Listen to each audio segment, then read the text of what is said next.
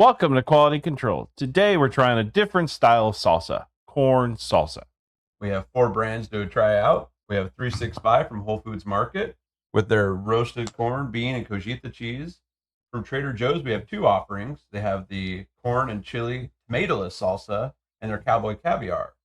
We also have from Good and Gather their chunky corn and black bean salsa. Should we jump in and see what we got? I think we should. Or do you want to discuss what we have for expectations first? Is there anything you're looking forward to? Anything you're interested in? I'm not looking forward to any of it. This is because I hate corn.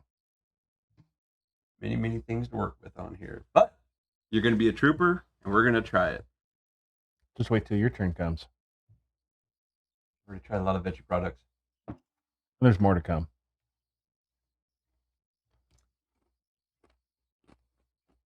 So like you said earlier, it does have a kind of marinara-looking quality.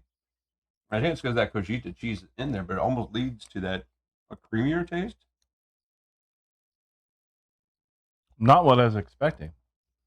It's a little sweeter, I think, too. It's a lot like marinara. There's not much heat. What's Definitely this? Not heat. And this is corn chili? Corn chili tomato-less salsa. Tomato-less salsa. Oh, it's a lot of corn. And nothing but corn. Not a single tomato to be found. Love that corn. Definitely no heat. Well, sweet. A lot of sweet. Moving right along to the cowboy caviar. Still tons and tons of corn. Scoop it up.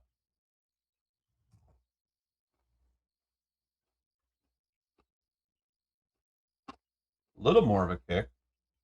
Still kind of sweet from the corn. A little more of a twang of vinegar in there too. It's got some. The heat comes in for me afterwards.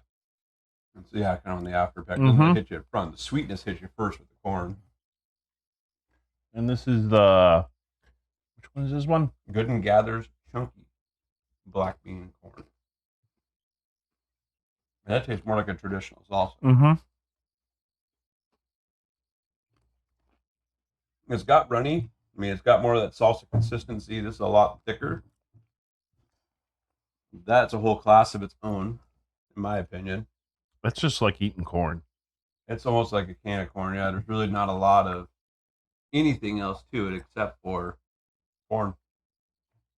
I mean, it says chili, but like you said, it's just sweet. I'll fish out of chili. I'm going back to the first one.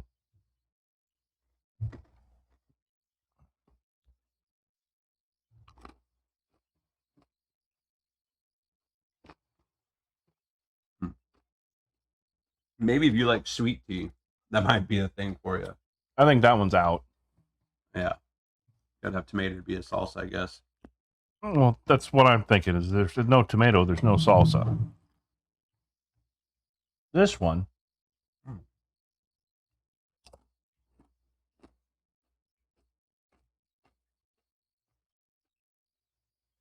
These first 3 are pretty sweet. Really, they are. And I think that's because of that corn again.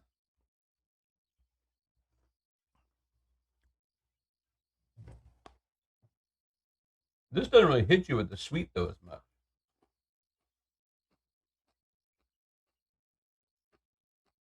There's a subtle sweetness to it, but it's not as sweet. But it has more corn flavor, to me, than the first one and the second one.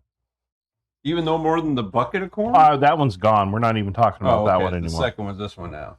Well, that's the third one to me, but that's all right. You just said the second one. I thought I said third. You said the first and second one. Oh. Sometimes we slip up on our words here in quality control. You mean I runkled it? Put you in a pickle if you're not careful. Better watch out for that pork belly. So, I really think the 3 we have remaining, the 365, the cowboy caviar, and the chunky, are each distinctively their own. Like you said, that one's got really closer to the marinara style. The cowboy caviar is a lot thicker and It's unique. it's unique, but I kind of like it more. But that tastes more like a salsa. That's sweetness in there too, though. I don't know if I like that sweetness. I'm really liking this one. And I think it's just because it's more of a marinara with the corn. More tomato, less corn. Corn more of an after effect. I don't know. Those two are still too sweet to me, though. What do we do if it's not a definitive decision? Well, we need one narrow it down. We need to figure out. So we're discussing corn salsa, though, right? Mm-hmm. And this thing here, I mean, if you look inside, there's very minimal corn, I think. But it really, I don't know, it's good though, too. It's good for its own situation. I think that's the sweetest out of our. And I'm kind of not big on the sweet idea, though. Yeah. For a salsa? Yeah. That's definitely way too sweet. That's still got a little bit of sweetness to it. It's got some heat afterwards, but it's still too sweet to put it together. This is definitely unique, though. I don't want to boot it yet. I think that Cajita is a great idea.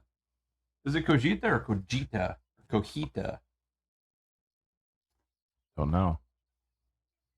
You Google it.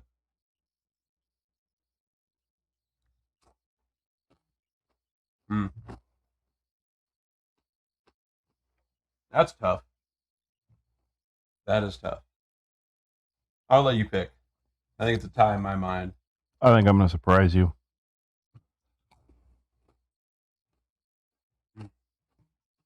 Keep snacking though, too. That's good.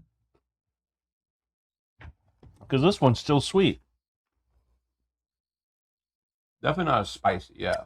Sweet, not spicy. And to me, I expect a salsa to be spicy.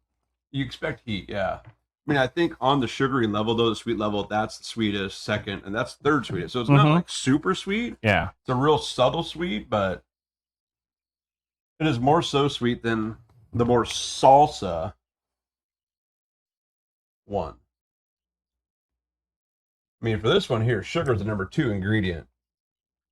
And there's agave syrup in here, but it's way down the list. Thought it was just the corn itself that brings it out, or what? But it is definitely doesn't have the heat. Is there like a lack of peppers? Got jalapeno in it. I don't know. That's got to be number 1. That's got to be number 2. Man, that's not easy. I thought this might be more of a runaway, but there you have it. Good and Gather's got it. And Good and Gather can be found at any Target location. So if you're in there and you want to try out a corn salsa, there's many to be had all over the world, but I think You this is our winner. should check out our other salsa episodes. Link up there. Thank you for joining us. We'll see you next time on Quality Control.